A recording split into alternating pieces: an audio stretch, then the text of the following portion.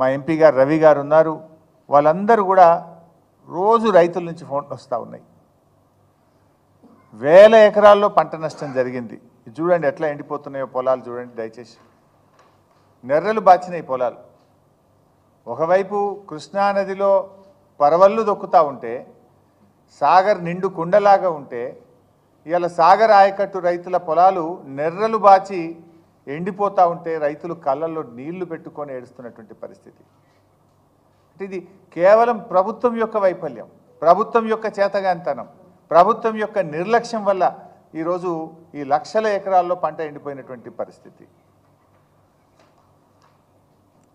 ఇలా పాలేరు నియోజకవర్గం, ఖమ్మం నియోజకవర్గం, వైరా నియోజకవర్గం, సత్తుపల్లి నియోజకవర్గం, మధిర నియోజకవర్గం మొత్తం పంటలు ఎండిపోతున్నటువంటి పరిస్థితి ఉంది. ఇప్పటికే రైతులు, నేలకొండపల్లి రైతులు ఎన్ఎస్పి కార్యాలయాన్ని ముట్టడించారు. కూసుమంచి, ఖమ్మం, వైరా, కల్లూరు అన్ని మండలాల్లో ఇవాళ ఎన్ఎస్పి ఆఫీసులను ముట్టడిస్తున్నారు. స్వచ్ఛందంగా ఈ పార్టీ ఆ పార్టీ కాదు, రైతుల కడుపు మంట. రైతులు పార్టీలకు అతీతంగా పోయి ఎన్ఎస్పి కార్యాలయం ముందు ధర్నాలు చేస్తుంటే ఈ ప్రభుత్వం మొద్దు నిద్రపోతూ ఉంది. బాధ కలిగేది ఏంటంటే, పోయిన సంవత్సరమేమో వర్షాలు పడక, సాగర్ ఆయకట్టుకు నీళ్లు లేక కరువు వచ్చి పడ్డది. పోయినసారి అట్లా నష్టపోయిన రైతులు నీళ్లు లేక, పంట వేయక పడావు పెట్టుకున్నారు పొలాలన్నీ. ఈసారి ఏదో కాలం బాగైంది, సాగర్ నిండింది, కృష్ణాలో నీళ్ళు వచ్చినాయని ఆశపడితే ఈసారి ఈ ప్రభుత్వం యొక్క నిర్లక్ష్యం వల్ల ఇట్లా ఎండిపోయేటువంటి పరిస్థితి. అంటే గత సంవత్సరమేమో ప్రకృతి తెచ్చిన కరువు అయితే, ఈ సంవత్సరమేమో కాంగ్రెస్ పార్టీ తెచ్చిన కరువు ఇది. ఇది కాంగ్రెస్ యొక్క చేతగానితనం వల్ల, కాంగ్రెస్ ప్రభుత్వం యొక్క నిర్లక్ష్యం వల్ల వచ్చినటువంటి కరువు ఇది. ఎట్లా ఉందంటే, ఒకవైపు వరదల్లో నష్టం, ఇంకొక వైపు సాగర్ ఆయకట్టుకు నీళ్ళందక పంట నష్టం. ముందు దగా వెనుక దగా, కుడి ఎడమల దగా దగా, కాంగ్రెస్ పాలనలో రైతు గుండె మంట బగబగ. ఇది పరిస్థితి ఈరోజు. అటు ప్రకృతి వైపరీత్యంతో పంటలు నష్టపోయి దుఃఖంలో ఉంటే, ఇంకొక వైపు ఈ ప్రభుత్వం యొక్క చేతగానితనం వల్ల, నిర్లక్ష్యం వల్ల పంటలు ఎండిపోతున్నటువంటి పరిస్థితి. ఏముంది, ఒక గండి పూడ్చడానికి ఓ ఇంజనీర్ను పెట్టి, ఒక సీనియర్ ఇంజనీర్ను పెట్టి రాత్రింబవళ్ళు పనిచేయించి చేయాల్సిన పని. నిమ్మకు నీరెత్తినట్లు వ్యవహరించారు. ఓ రొటీన్గా, అంటే ఎంత సీరియస్గా తీసుకోవాలి.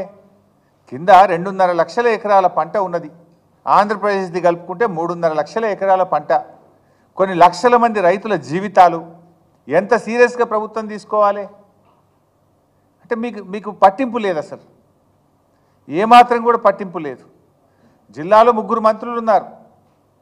పొంగులేటి శ్రీనివాసరెడ్డి గారు, బట్టి విక్రమార్క గారు, తుమ్మల నాగేశ్వరరావు గారు. 3 ఈ గండిబడ్డ కాలువ పక్క నుంచే పోతారు. రోజు ఖమ్మం పోవాలంటే ఆ రోడ్డు ఈ గండికి 100 మీటర్ల దూరంలోనే పోతుంది. దాన్ని పక్కకెళ్ళే పోతున్నారు. మరి 23 రోజుల్లో కనీసం వీళ్ళు ఒక 10 సార్లు పోయొచ్చు ఉంటారు ఖమ్మం. ఆగి ఆ గండి ఎందుకు పూడుస్తలేరు, ఎప్పుడు పూడుస్తారని ఒక రివ్యూ చేసేంత తీరిక కానీ, కన్సర్న్ కానీ మీకు లేదా అని అడుగుతా ఉన్న ఖమ్మం జిల్లా మంత్రులకు.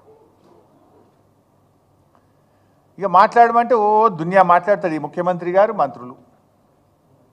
మేము ఆకాశాన్ని దించుతాం, సూర్యుడిని వంచుతాం, మేము ఇటున్న సూర్యుడు అటు పొడిచినా, అటున్న సూర్యుడు ఇటు పొడిచినా చేసి తీరుతాం. డైలాగులు కొట్టమంటే వీరే డైలాగులు కొడతారు. 22 రోజుల్లో ఒక గండి పూడ్చడం చేత కాదా నీకు?